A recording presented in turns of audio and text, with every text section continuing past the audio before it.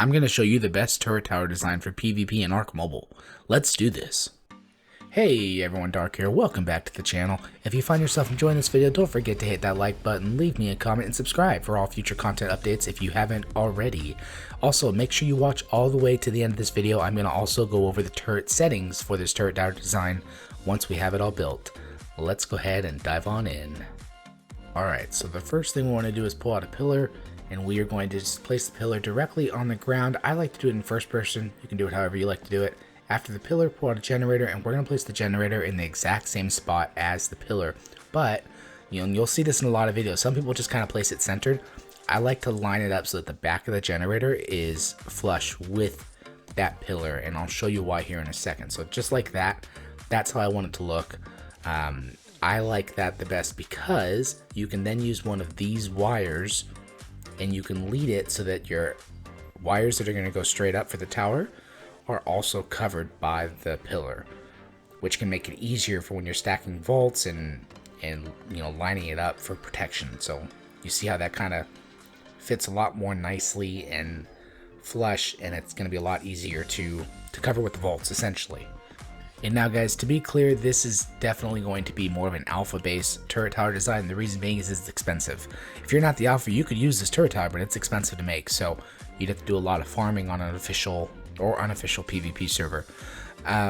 Also, when you are doing your base defenses, make sure you're not making this your primary defense. You should have multiple avenues of defense, different creativity, different stuff that people won't expect. That's the best way to do it. This should just complement your pre-existing defense. Now, after you do this, we need to drop the vaults to protect the generator.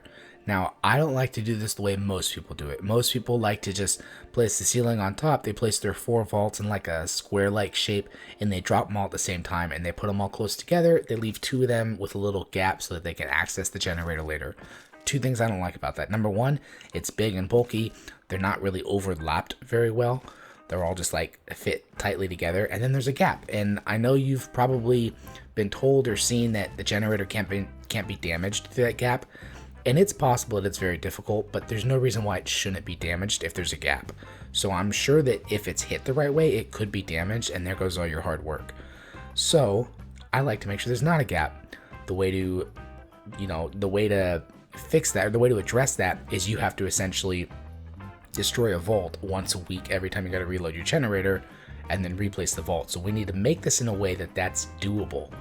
And then we also want it to overlap. So as you can see from this little structure that I built here, we're essentially going to place vaults in the corner, exactly in the corner of each and every ceiling. If we were to do these vaults one at a time, this would not work. They would stack on top of each other because they're overlapped by over halfway. Because if you stack vaults and they're over halfway on each other, they're going to stack. If they're less than halfway, they'll fall with each other. But if you make them all fall at the same time, they just overlap. They fall to the same height. So if you do it like this, when we drop these, it's gonna look clean. It's gonna look good. So see how it's staggered like that? Let me go ahead and show you. And when you guys are testing this, test it in single player. But check this out. Boom. Now obviously when you do this on official, because I'm in single player, when you do this on official, you gotta go and check each vault, make sure the decay timer's reset so it doesn't decay on you. And then look how clean that is. That to me, that looks clean. Now anyways, the next point of business is you see how in the front I left that little gap for the generator open. The reason I did that is because that's where we're going to access to refill the gas.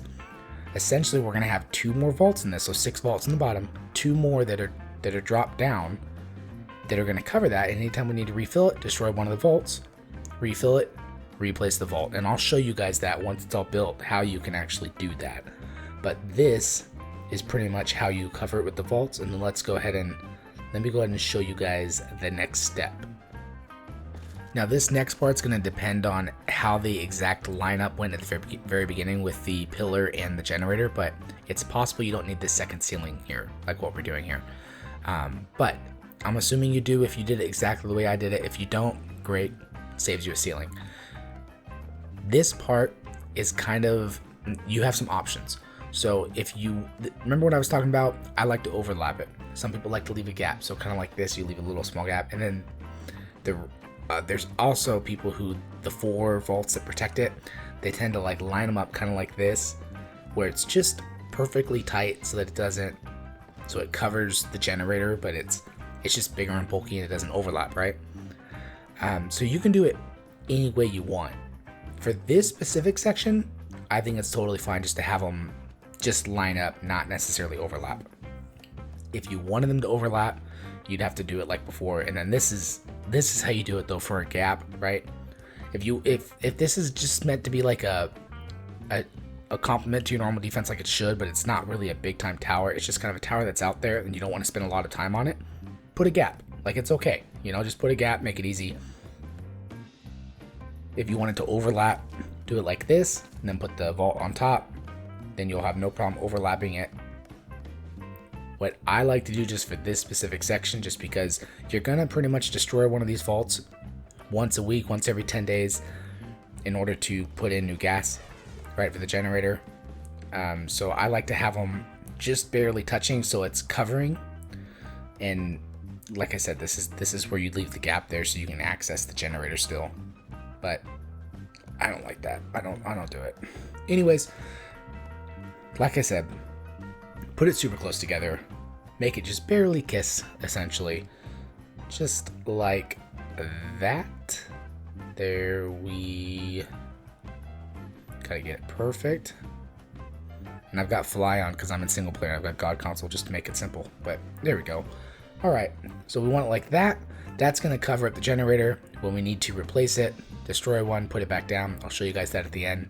Put all the gas in to start. Don't forget to do that. And then let's go ahead and destroy this ceiling, and I'll show you guys how it looks when that part is done. There we go. Refresh the decayed timer. And then that is your door, essentially. So that's how I would do it. Like I said, you can put a gap if you want. You can make it overlap if you want, so it's even cleaner. Totally up to you. That is up to your discretion.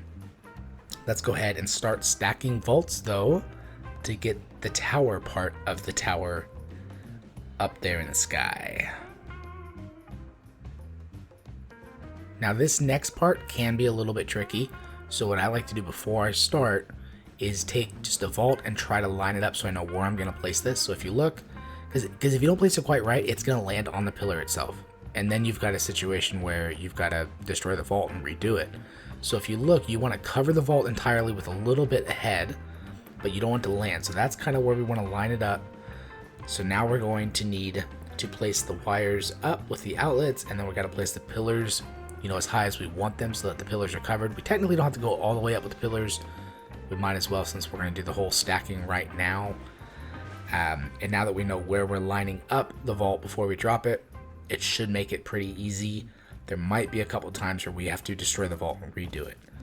Hopefully not, because that'll be a waste of materials, but you know, we'll kind of deal with it when we get to it if that happens. For the pillars, you want to go all the way up until right there, can't go anymore. You cannot place the ceiling on top at that height, so you destroy the last one, and that's weird. I don't know why that's not working, but we'll just destroy one more, because these things are just kind of, you know, they can be any height. And honestly, guys, you don't have to go this high either. You could have this only a couple vaults high or a few pillars high. Like if you need a shorter tower, make it a shorter tower. If you needed a taller tower, make it a taller tower. Don't make all your towers the exact same height either. Stagger them. Make them different. The more different they are and more creativity, the better. So anyways, let's go ahead and line it up. We need to cover the midsection, which is where the pillar is. And then that should honestly be perfect based on when we lined it up. Let's check it. And let's check the other side. Perfect. See that? That is the thing of beauty. That's how we want it to look. So now we're just going to repeat this.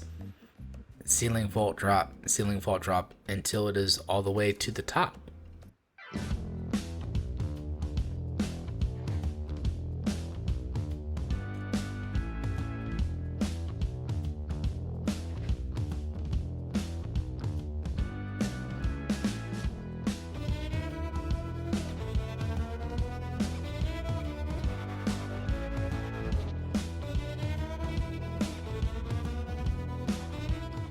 And there we go. Alright, so now that that part is done, and I like to leave the top here not with the ceiling. A lot of people put their top ceiling on top of this pillar, which is fine, but then it's an easy target with a rocket launcher, splash damage on the pillar and the ceiling. It's too easy to hit. I like to put one down so the ceiling is still covered by the vault. There's still a section of the ceiling that is exposed, so it still kind of has the effect, but not as strongly as on the top. Also, if you make this tower shorter, you can actually put a turret on top of that pillar on top, just for an extra pillar spot, or not pillar spot, turret spot. So don't be afraid to do that if this is a shorter tower. Since this is a tall tower, I would not put a turret on top of that pillar just because it doesn't really make sense, because you want all of your turrets to be able to hit on the ground. And I think that should be good for the heights for the hatch frames based on where these two ceilings are. You'll see a lot of other videos where they literally put ceilings every single spot between the pillars. So there's literally just ceilings staggered all the way up, and then they put like hatch frames off each ceiling.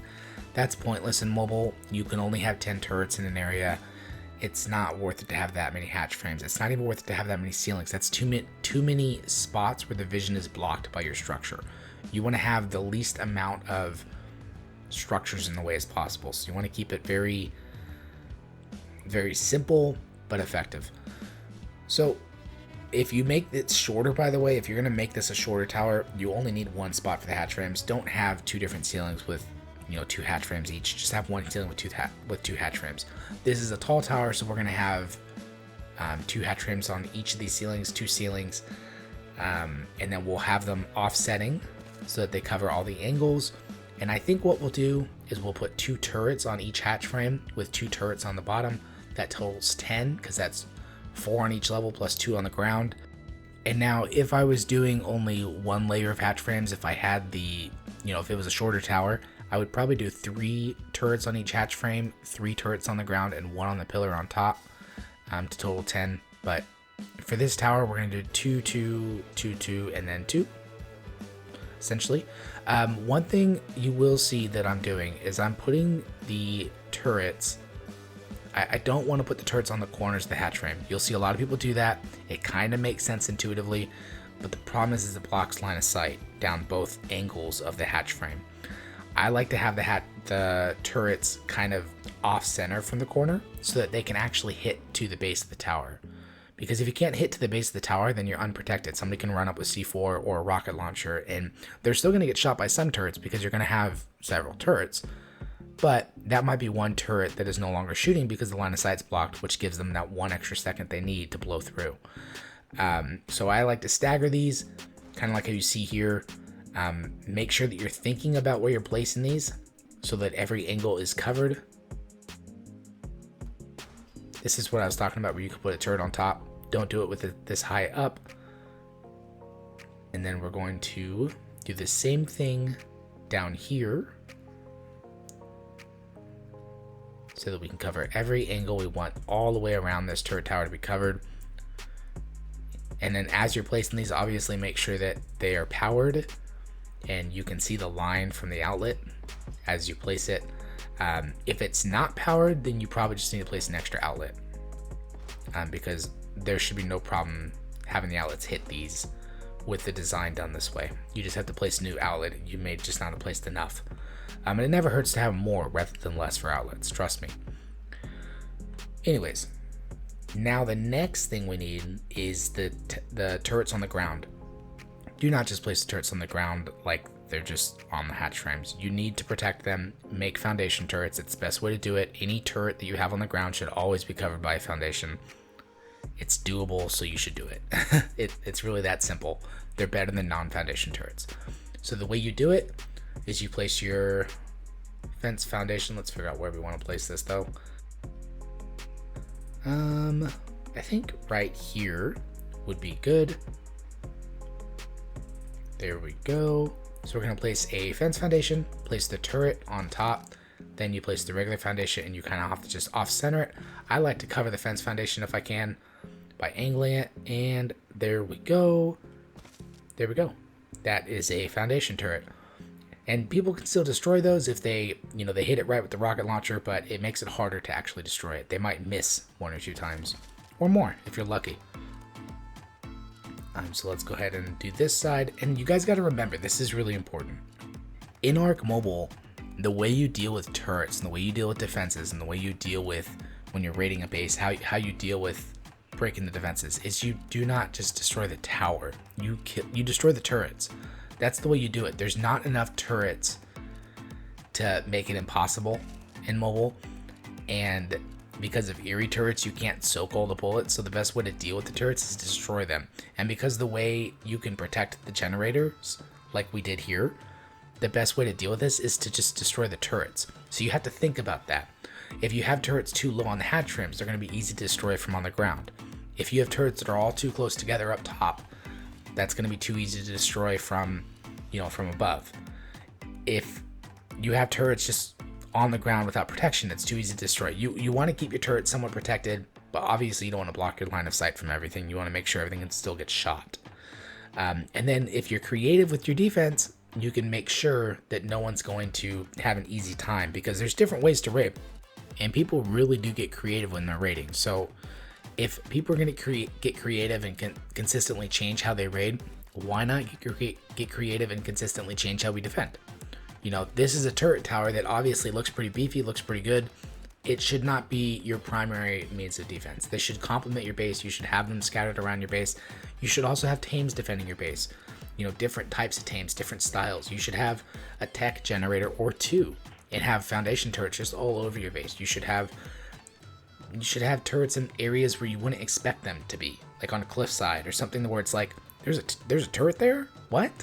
You should have it creative. You should have unexpected means. You should have narcotic traps, something creative where someone comes up to raid you, they don't expect it, and then all of a sudden they're like, well, there goes that kit, right? Make it difficult, and you'll be surprised at how much easier it is to actually defend. I mean, when you see a base that has 20 of the towers like this, but then they get raided in less than an hour, don't make your defense like they made their defense, because less than an hour for a raid with 20 of these towers is not good defense. It's not. It's just not good. Get creative, do something different. And now the last thing we need to go over is the settings for these turrets.